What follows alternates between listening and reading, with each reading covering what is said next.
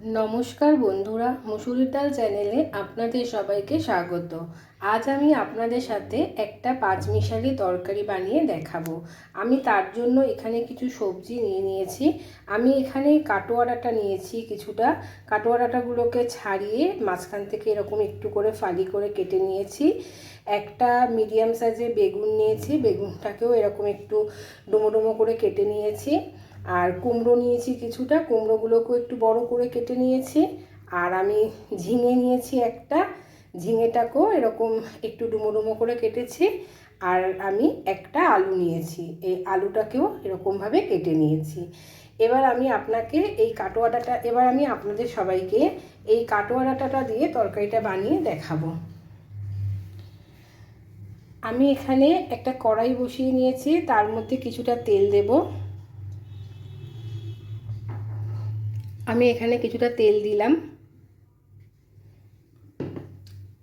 এখানে আমি rice brand oil দিলাম। তেলটাকে একটু ভালো করে গরম করে নেব। তেলটা গরম হয়ে গেছে।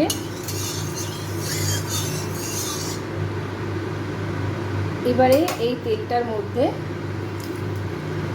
একটা শুকনো লঙ্কা, একটা তেজপাতা আর সামান্য একটু পাঁচফোড়ন দেব। এগুলোকে একটু ভেজে নেব।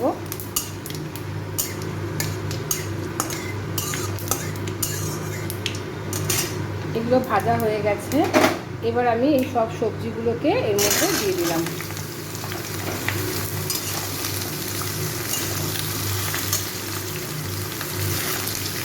এই সবজিগুলো সব ভালো করে একটু ভেজে নেব।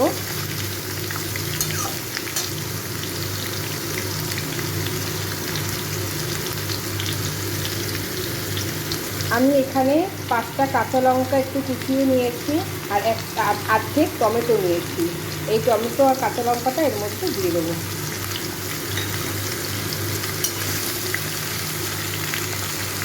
এই সবজিগুলোকে আমি একটু ভালো করে 5-6 মিনিট ধরে ভেজে নেব। সবজিটা ভাজা হয়ে গেছে। এবার আমি এর মধ্যে নুন দেব। আমি এখানে 1 চামচ আর অল্প একটু নুন দেব, আর একদম অল্প একটু নুন দিলাম। আমি এখানে খুবই অল্প একটু হলুদ দেব। আর আমি এখানে ধনে আর জিরার গুঁড়ো 1 চামচ দিচ্ছি, আর 1 চামচ চিনি দিলাম। এই সব মশলাগুলো ভালো করে মিশিয়ে নেব। এই মশলাগুলো দিয়ে আমি আরও 2-3 মিনিট একটু ভালো করে কষিয়ে নেব।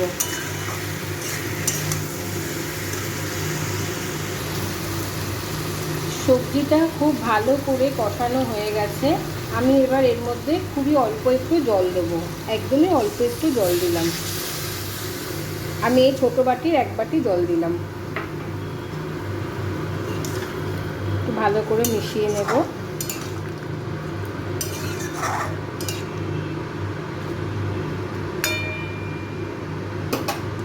এবার আমি গ্যাসের ফ্লেমটাকে একদম মিডিয়ামে করে এই সবজিটাকে 10 মিনিটের জন্য একটু ঢেকে রাখবো। ঢাকনাটা এবার খুলছি।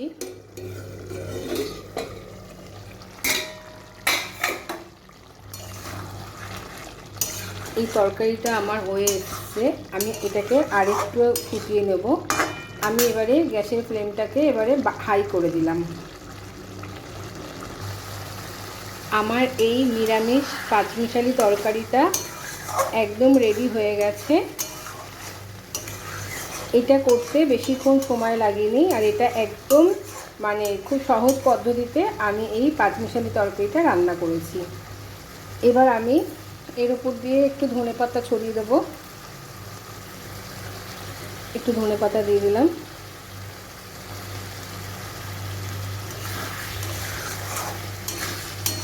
এই রেসিপিটা আমার একদম রেডি হয়ে গেছে। আমি ঠিক যেভাবে বানালাম আপনারাও এইভাবে বাড়িতে একবার বানাবেন, দেখবেন এটা খেতে ভীষণই ভালো লাগে। আর আপনাদের কেমন লাগলো আমাকে একটু কমেন্ট বক্সে জানাবেন। যদি আপনাদের এটা ভালো লেগে থাকে প্লিজ আমার চ্যানেলটাকে একটু সাবস্ক্রাইব করবেন, লাইক দেবেন আর সবার সাথে একটু শেয়ার করবেন। তরকারিটা আমার একদম রেডি হয়ে গেছে। আমি এবার এটা আপনাদেরকে একটু পরিবেশন করে দেখাবো। আমি ঠিক যেরকমভাবে এই নিরামিষ তরকারিটা বানালাম, আপনারা এইভাবেই এই তরকারিটা বানাবেন, এরকম শুকনো শুকনো করে। এই তরকারিটা কিন্তু রুটি দিয়েও খেতে ভীষণ ভালো লাগে, আর ভাত দিয়ে তো ভালোই লাগে খেতে। ঠিক আমার মতনভাবে আপনারা এই তরকারিটা একবার বানাবেন। আর আপনাদের কেমন লাগলো আমাকে কিন্তু অবশ্যই একটু কমেন্ট বক্সে লিখে জানাবেন। আজকের ভিডিওটা এখানেই শেষ করছি। আবার আসবো আর একটা ভিডিও নিয়ে। আপনারা সবাই ভালো থাকবেন, সুস্থ থাকবেন।